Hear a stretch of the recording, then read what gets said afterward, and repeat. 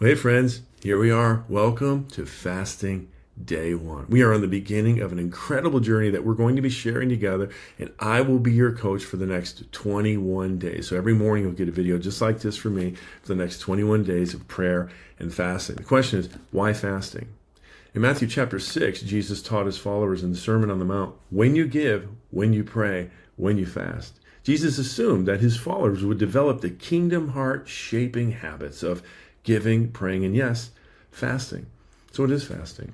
Well, fasting is saying no to food in order to say yes to God in some greater or deeper way. Our key verse to this fast is Matthew 4:4. Jesus Christ is in the wilderness, he's being tempted by the devil, and he's fasting for 40 days in preparation for his public ministry. One of the things we're going to talk about a lot through this fast is God uses times of fasting for preparation. So for God to do something big through you, he must first do something big in you. And that's what we're going to experience over these next 21 days. Matthew 4:4, Jesus Christ said, "It is written, man shall not live by bread alone, but by every word that comes out of the mouth of God." So according to Jesus, each of us, you and I, we have two kinds of hunger. We have physical hunger. We live by bread. We hunger for bread. But we also have a spiritual hunger. As bread is for the body, Scripture is for the soul. And what we're going to do for these next 21 days, we're going to grow that second kind of hunger, that spiritual hunger.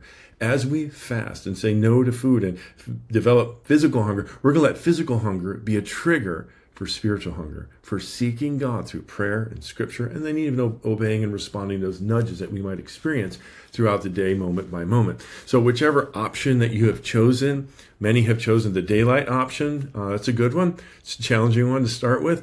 Most people have come to me and said they want to do the skip a meal. That's noonday fast, just skip that meal. Whichever option you've chosen, listen, hunger is going to be with you, and it's going to be uncomfortable because it's a new experience to have that day by day by day. So let me introduce you to your new best friend. Water is your new best friend. All throughout this fast, keep water on hand the whole time. I drink loads and loads of water all throughout the fast, and you're going to find that it really will help to ease the discomfort of hunger. So let me give you a lay of the land on this fast. The first day, today, will be the worst day. Jittery, foggy, very uncomfortable, regardless of the option you've chosen. The first 3 days are the worst 3 days. You might even get some headaches going on. And you might think to yourself, I can't do this for 21 days. Here's the good news. You don't have to.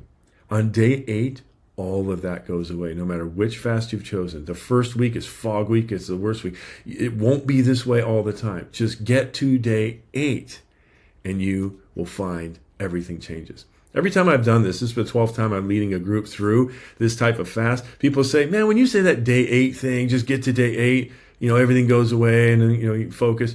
It's true. When I got to day 8, I woke up and it was just different. I was used to hunger. I was familiar with it, and I was really, really focused. All that fog was gone. So that's the lay of the land, and I just want to encourage you with that. Now, also, know that we are doing this together in community, so I want you to participate with this fast. That means on Facebook, comment day by day. Leave encouragements for other people. Be praying for others and let them know. If Scripture speaks to you, post it in there. Say, God used this to speak to me.